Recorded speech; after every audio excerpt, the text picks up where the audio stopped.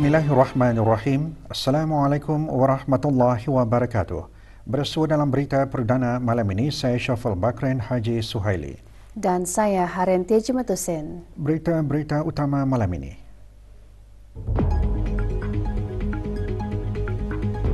Sumbangan yang dihulurkan kepada golongan anak yatim dapat membawa keceriaan dalam menyambut Lebaran.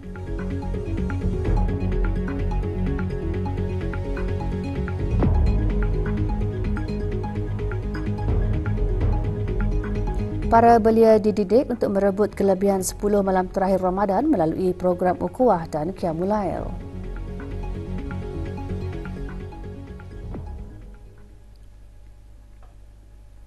Majlis Tadarus yang diadakan di Masjid Surau dan Balai Badan Seluruh Negara yang dikendalikan oleh Kementerian Hal Ehwal Agama sempena bulan Ramadan berakhir semalam dengan majlis penutupan Tadarus dan khatam Al-Quran. Majlis diadakan di Masjid Omar Ali Saifuddin, Bandar Seri Begawan. Majlis dimulakan dengan bacaan surah Al-Fatihah yang dipimpin oleh Yang Berhormat Pihin Udana Khatim Datuk Peruka Seri Setia Ustaz Haji Awang Badaruddin bin Pengarah Datuk Peruka Haji Awang Osman, Menteri Hal Ehwal Agama. Atur cara majlis termasuk tadabbur Al-Quran. Majlis dikendalikan oleh Jabatan Pentadbiran dan Jabatan Hal Ehwal Masjid dengan kerjasama Jawatan Kuasa Takmir Masjid Omar Ali Saifuddin dan Radio Television Brunei.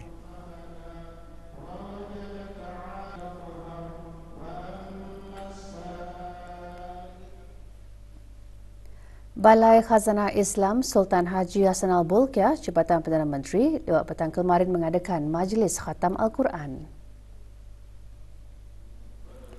Bacaan surah Al-Fatihah dipimpin oleh Yang Berhormat Pihin Datuk Laila Raja, Major Jeneral Bersara Datuk Paduka Seri Haji Awang Halbi bin Haji Muhammad Yusof, Menteri di Jabatan Perdana Menteri dan Menteri Pertahanan kedua selaku pengerusi Lembaga Penasihat Balai Khazanah. Majlis diselajurkan dengan penyampaian derma kepada 4 orang anak yatim terdiri daripada anak-anak kaki tangan jabatan berkenaan. Juga hadir Yang Berhormat Datuk Seri Setia Awang Haji Nazmi bin Haji Muhammad, Menteri Kebudayaan Belia dan Sukan selaku Ahli Lembaga Penasihat Balai Khazanah.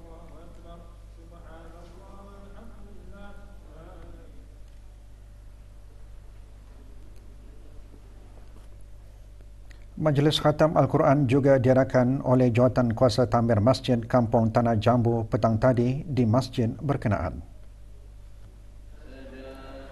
Bacaan surah Al-Fatihah dipimpin oleh Yang Berhormat Datuk Seri Setia Dr. Haji Muhammad Isham bin Haji Jaafar, Menteri Kesihatan. Majlis juga diselajurkan dengan penyampaian derma kepada anak-anak yatim bagi kawasan Kampung Tanah Jambu dan Salar.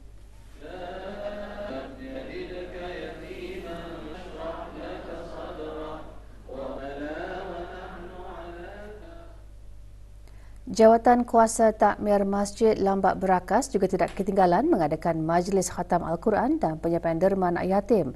Majlis diadakan petang tadi di masjid berkenaan. Majlis dimulakan dengan bacaan surah Al-Fatihah dipimpin oleh Yang Berhormat Pihin Rangkai Johan Pahlawan Datuk Seri Setia Awang Haji Adenan bin Begawan bin Seraja Khatib Datuk Seri Setia Haji Muhammad Yusof, Ahli Majlis Mesyuarat Negara. Seramai 80 peserta khatam antaranya terdiri daripada belia dan belia wanis masjid. Ia diselajurkan dengan penyampaian derma kepada 24 anak yatim dari Kampung Lambak A, B, Kampung Terunjing dan kawasan sekitarnya.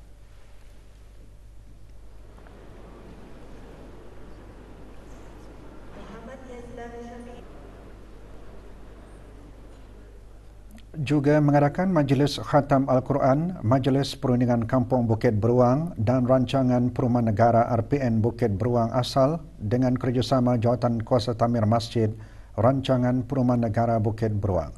Majlis berlangsung lewat petang kemarin di masjid berkenaan. Hadir Awang Muhammad Sofian bin Haji Basri, pemangku pegawai daerah Tutong. Majlis diselajurkan dengan penyampaian derma kepada 50 orang anak yatim dan penyampaian barang asasi keperluan kepada 12 orang asnaf dari kampung berkenaan.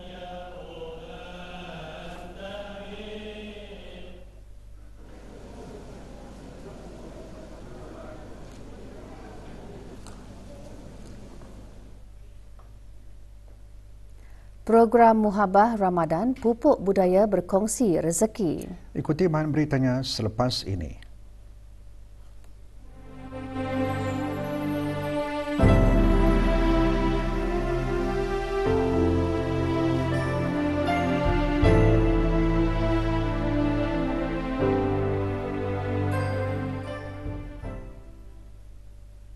Agensi Pekerjaan Mirahana dengan kerjasama Hotel Al-Afiyah lewat petang kemarin menganjurkan majlis membaca doa tahlil dan arwah serta penyampaian derma anak yatim dan berbuka puasa di hotel berkenaan. Penyampaian derma disempurnakan oleh Yang Berhormat Penurang Kejuan Pahlawan Datuk Seri Setia Awang Cik Adenan bin Begawan bin Siraja Khatib Datuk Seri Setia Haji Muhammad Yusof, Ahli Majlis Mesyuarat Negara dan Pengarah Amir Mubarak bin Pian Haji Hashim, pemangku pegawai daerah Brunei dan Muara. Para penerima terdiri daripada anak-anak yatim yang terpilih di daerah Brunei dan Muara.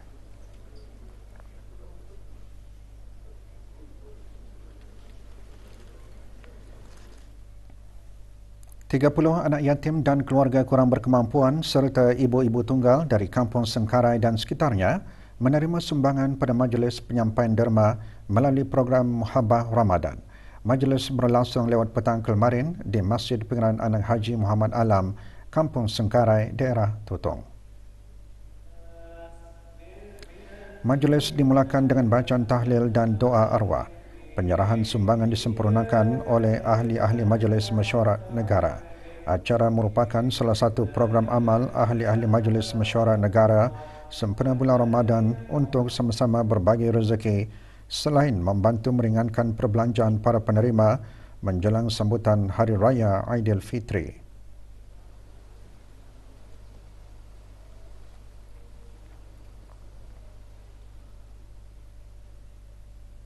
Seratus 120 anak yatim, warga emas dan penjaga mereka menghadiri majlis iftar yang dianjurkan oleh Brunei Hotel dan City Neon Brunei.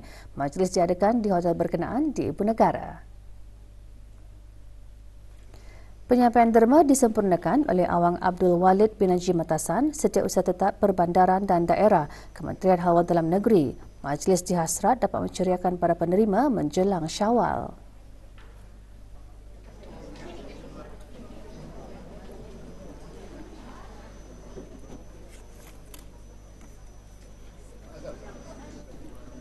...27 pesakit kurang berkemampuan dari keempat-empat daerah menerima sumbangan daripada Pantai Jerudong Specialist Center PJSC. Antara yang menyampaikan sumbangan, Dr. Haji Mazrul Adimin bin Haji Awang Besar, Pengarah Eksekutif PJSC. Acara tahunan itu merupakan sebahagian daripada tanggungjawab sosial korporan PJSC serta dianjurkan melalui inisiatif bersama PJSC Ibadah Friendly Hospital Committee dan Medical Social Ward Department PJSC.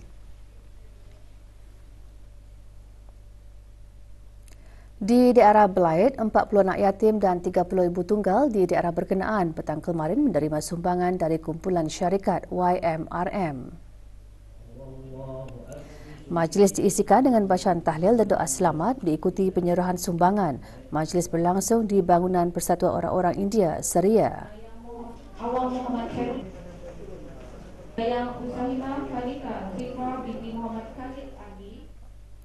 Program Ukhuwah dan Kemolal 2.0 diungkapkan bagi mengajak para belia dan beliawanis masjid menghidupkan 10 malam terakhir di bulan Ramadan dengan meningkatkan amal ibadah. Program selama 2 hari itu berakhir awal pagi tadi. Program disertai 40 belia dan beliawanis masjid dari daerah Temburong. Atur cara program termasuk sembahyang sunat berjemaah, sesi refleksi diri dan tazkirah bertajuk 10 malam terakhir Ramadan. Program diselajurkan dengan aktiviti kempen kebersihan di kawasan dalam dan luar masjid Kampung Batu Apoi. Acara dianjurkan oleh bahagian belia dan belia wanis Masjid Daerah Temburong dengan kerjasama Peliunan Park dan AJK Belia Kampung Batu Apoi dan AJK Belia Surau Kampung Piasau-Piasau.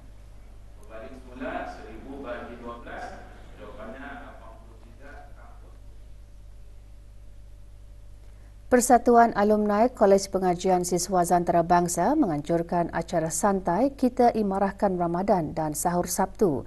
Acara berlangsung di kampus kolej berkenaan di QLab. Pengisian acara ceramah bertajuk Apa Khabar Ramadan Kita yang menyentuh mengenai amalan yang boleh diambil iktibar dalam bulan Ramadan.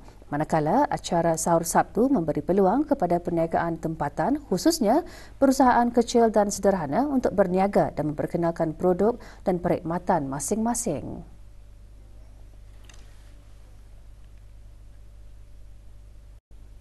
ASEAN perlu terus memopong ekosistem kewangan yang berdaya tahan dan dinamik bagi memudahkan pembayaran rentas sempadan yang lancar, menarik pelaburan swasta dan menggalakkan pendekatan pembiayaan yang inovatif. Perkara tersebut antara yang digariskan oleh Timbalan Menteri Kewangan dan Ekonomi Fiskal di Kementerian Kewangan dan Ekonomi semasa mesyuaran Menteri-Menteri Kewangan ASEAN dan Gubernur-Gubernur Bank Pusat AFMGM ke-11 dan mesyuarat-mesyuarat berkaitan yang diadakan di Luang Prabang Republik Demokratik Rakyat Laos.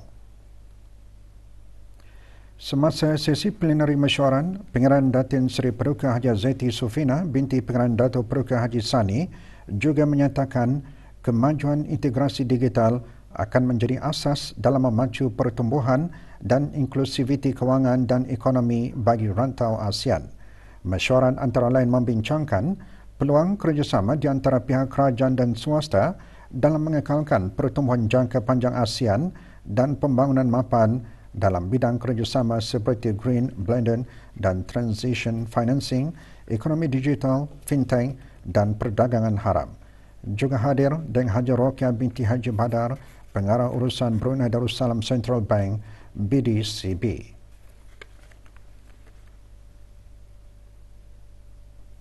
Auda ingin menikmati cucur yang lazat bersama minuman panas. Auda tidak perlu bimbang kerana sebuah kafe tempatan mungkin dapat memenuhi cita rasa Auda. Ikuti laporannya bersama Rosimah Sulaiman. The Cucur Tea Room mungkin tidak asing lagi bagi penggemar cucur tempatan. Menurut pengasas The Cucur Tea Room, kafe tersebut dibuka selepas gerai The Cucur Factory miliknya yang beroperasi sejak tahun 2018 mendapat sambutan di luar jangkaan. Kelulusan ijazah dalam bidang kulineri yang diperolehinya memudahkannya untuk mempelbagaikan variasi cucur sehingga mendapat sambutan ramai. Antaranya cucur pisang, udang, ubi manis atau taram mengikut musim. Sampai masa ni pun people still find cucur tea room, and then lagipun masa ni kami ada membuat macam catering, live cooking. So dari sanalah customer yang benar-benar tahu cucur tea room dari dulu, atau cucur factory yang dulu kan, dari sana dorang kira dapat trust lah yang cucur tea room ni boleh mengeluarkan cucur yang, if dorang mencari cucur, dapat mengeluarkan cucur yang berkualiti lah.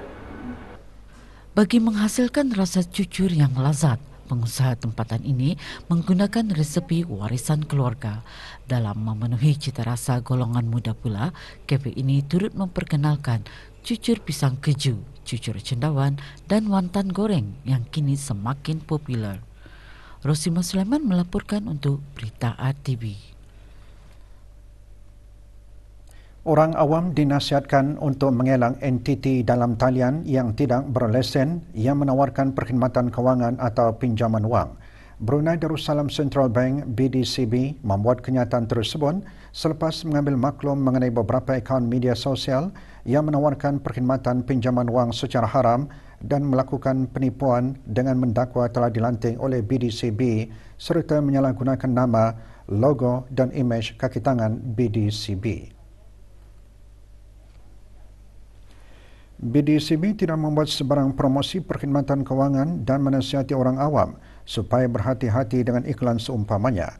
Mana-mana individu yang menjalankan perkhidmatan pinjaman wang perlu mendapatkan lesen dari BDCB di bawah Akta Pemberi Pinjaman Wang Penggal 62 adalah menjadi kesalahan di bawah Seksyen 8-1 Akta Pemberi Pinjaman Wang bagi mana-mana individu yang menjalankan perniagaan pinjaman wang tanpa lesen dan boleh dikenakan denda dan hukuman penjara jika sabit kesalahan. BDCB juga menekankan mana-mana individu yang menggunakan nama, simbol, reka bentung atau lambang BDCB tanpa kebenaran bertulis atau menggunakan nama, simbol, reka bentung atau lambang yang menyerupai nama BDCB dengan tujuan menipu atau menyebabkan kekeliruan atau berkemungkinan menipu atau menyebabkan kekeliruan adalah melakukan kesalahan di bawah Seksyen 74A Peraturan Brunei Darussalam Central Bank 2010 yang membawa hukuman denda tidak melebihi RM20,000 atau penjara tidak melebihi 7 tahun atau kedua-duanya sekali. Laporan mengenai individu atau entiti yang disyaki menawarkan perkhidmatan pinjaman wang tidak berlesen boleh dibuat kepada BDCB Financial Consumer Issues di talian 8380007 atau email ke alamat fci@bdcb.gov.bn. Laporan polis juga perlu dibuat dengan segera jika menjadi mangsa kepada aktiviti penipuan seumpamanya. Bank Islam Brunei Darussalam BIBD komited untuk meningkatkan kestabilan kewangan negara dan menjamin keselamatan semua deposit pelanggan pada setiap masa. Menurut syarah abar BIBD, sebagai sebuah bank penting dari aspek sistemik di negara Brunei Darussalam, penyebaran kabar angin yang tidak berasas, tuduhan, fitnah atau catatan media sosial yang tidak bertanggungjawab boleh menyebabkan kebimbangan awam yang tidak wajar atau menjejaskan keyakinan orang ramai dan memberi kesan yang boleh memudaratkan kestabilan sistem kewangan. Sebagai susulan kepada pengumuman yang dibuat oleh BIBD pada 2 April 2024, BIBD ingin menjelaskan beberapa perkara.